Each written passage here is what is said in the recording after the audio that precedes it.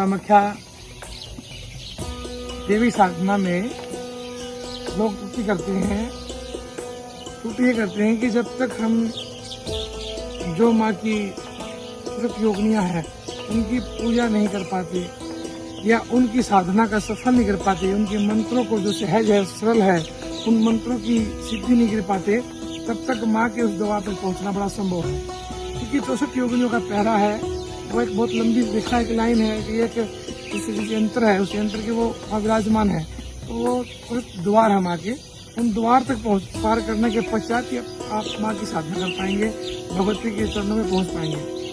64 योगिनियों की साधना सहज है, सरल है, हर कोई साधना चाहता है करना, जो विशेष अनुष्ठान की आवश्यकता नहीं है, बस एक नियम की आवश्यकता है।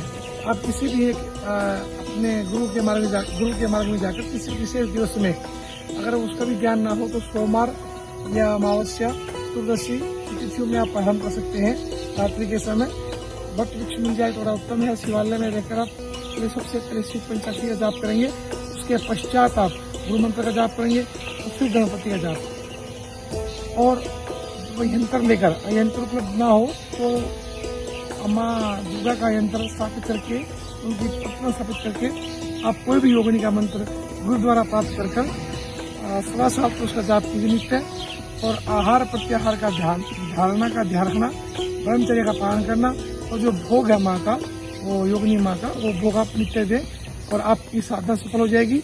जब आप एक योगिनी सफल होती है जब आप दूसरी योगिनी की तरफ पहुँचते हैं, वो यानी कि प्रथम योगिनी में रहता समय फिर 100 साल का, और बाकी जो और योगिनियाँ हैं वो केवल 1.5 या 2 महीने में आपकी पूरी हो जाएगी। और फिर आपको कृपा करके माँ भगवती की ओर आपको आगे चलना पड़ेगा। योगिनियों के चक्कर में फंस मत जाना, बस उनको साधते हुए द्वार पार करते आपको माँ तक पहुँचना है। जय माँ कामाख्या, जय माँ भुवनेश्वरी।